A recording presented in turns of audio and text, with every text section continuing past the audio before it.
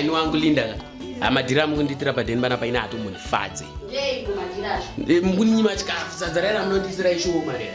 Ndoresa tinodya tese wani panapa. Iyo sanudze zvatinodya tese iyo chunya nemaboyfriend panapa. Ya ndezvako izvi. Zvangu zve. Tenga ufutike sadza. Nditenga ufutike sadza. Iyo ndiwo kumbotenga. Ya ndisi ndikutenga sinindobika. Uya naukwana maboyfriend ako panapa chani. Ndezvako izvi zvatomwana. Kubva nhasi zvakaenda mberi usava nemaboyfriend panapa. Ndezvako izvi tichaona. Tichaona chi? Tichaona kanjana. Saka umurwadzi wachete kungoti mundiitire chikafu chete. Handisi kuda. Hausi kuda? Ne? Handisi kuda kubika kwachete. Ndiwo maboyfriend ya? Haasi maboyfriends, mira ndidaire kandichipo. Mira udaire chi? Mira ndidaire asi maboyfriends. Chidaira kwacho. Hello? Mr. D. Mafondokoti, hello from municipality. Tokubatsira nei Mr. Mafondokoti? Bill renyu rembara pa $2.5 million yechikwereti saka imba yakutengeswa kubank. Chingori chikwereti chete icho? Yebo. Mati pasi chi? Panamba 6701. Ndo pane bill remvura? Pamuedzo. Yebo, pamuedzo. Hamuna kukwane. Iyi bill remvura ndikutaurwa apa. Yo. Saka wangu sorry kawangu. Hapana saka chikafu boy. Okay, mani ndichikupe mari yacho unotenge muto ndibike sadza racho. Uise phone pachaji. Okay.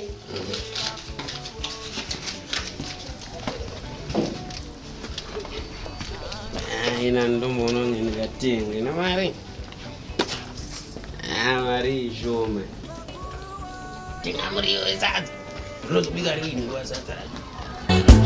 Pane anobata akashereketa matizire mana venyu tavema Mkwasha ndokupura kufunga panamba 6701 muri kubvepo?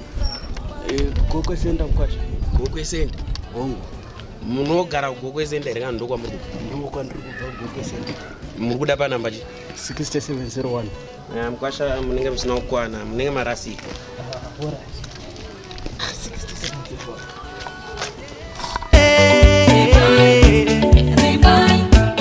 Alright. Hello. Ndasvika pangupa 6701 but avari kuti hapasiripo baba. Saka uri kuntaura kuti asati asvika kunhu kwanga uchienda mazuva ese? Ndarova ndichadzimira mazuva mairi esapfuura. Une 3 days usati wasvika? Ndane 3 days zveshuwa. Ndofunga shura racho roda kutondiuraya. Iwe mukadzi wangu asi kuzofanira kuvigwa panapa Peterson asipo mwana wangu. Pakaipa saka. Pakaipa saka chitsvaga pamba ipapo uteere zvokukwana iwe. Tumwaira wendo runokumira munzira tatetereka. Koko.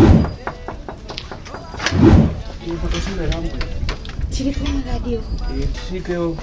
Matosvika kudhara taurai nyaya. Ndotsvaka panapa 6701. Unobva kupi Mkwasha? Ndinobva kuGokwe Center. Verengai address papepa. Aiwa, marasika Mkwasha, marasika pasi pano, marasika chokwadi ende munenge zvisiri kufamba mute pamuri. Bone kumusha ndikamutambira. Anotipedzera chikafu tinodya zvechokwadi. Aiwa. Yongeyo unopenga chete. Kwako uchiri kudeya? Ndipapo pakanyorwa ku 6701. Kuma 6701 kana akafanana. Unokwana chete. Hauna kundiudza nzvimbo yacho. Hawana kukuudza nzvimbo yacho? Enda. Unokwana. Amai vachauya. Amai vachauya. Kune muri wacho uri kupi? Muriwo weyo. Wesadza kuti tibike sadza uripi muriwo? Ukada unongowarisira zina basa. Ndoribika ngei sadza racho watenga doro. Bika sadza nemugoti. Zveuzotoda uribika nei handizi. Ila ndicharibiki sadza racho, handikuribika nhasi. Hazvinei nezvo.